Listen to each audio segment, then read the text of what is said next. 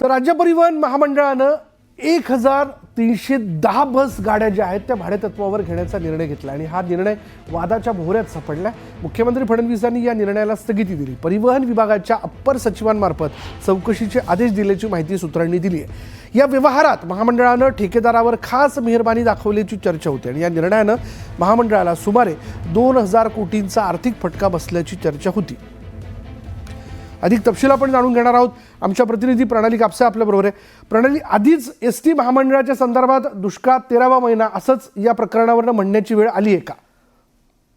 अगदी खरं आहे, कारण हा जो निर्णय झालेला आहे अगदी विधानसभेच्या निवडणुकीच्या तोंडावर हा निर्णय घेण्यात आला आहे। त्यामुळे घाईघाईत हा निर्णय घेतला गेला असल्याचं जवळपास दिसून येत आहे आणि 3 कंपन्यांना पूर्ण महाराष्ट्र जे आहे त्या महाराष्ट्रामध्ये 3 अशा कंपन्या होत्या ज्या कंपन्यांना इरादापत्र देण्यात आलेलं आहे। प्रत्येक कंपनीला जवळपास 400 ते 450 बसेस चालवण्याचा कंत्राट जे आहे ते या निमित्तानं देण्यात आलेलं होतं, परंतु हे अतिशय घाईघाईनं करण्यात आलं आणि शासनाला त्याची पुरेशी माहिती देण्यात आलेली नाही असं एकूण दिसून येत आहे आणि त्यामुळेच आता हा संपूर्ण जो व्यवहार आहे किंवा हे हा जो प्रकल्प नवीन होऊ घातलेला होता एसटी मध्ये ह्याच्यावर एक प्रश्नचिन्ह निर्माण झालं आणि त्यामुळेच काल मुख्यमंत्र्यांनी चौकशीचे आदेश दिलेले अप्पर सचिवांच्या मार्फत आता चौकशी केली जाणार आहे।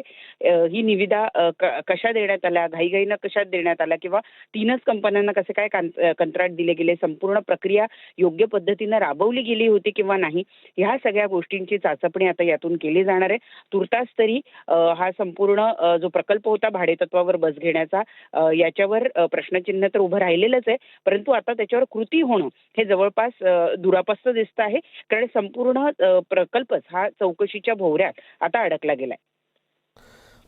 धन्यवाद या सगळ्या माहितीबद्दल।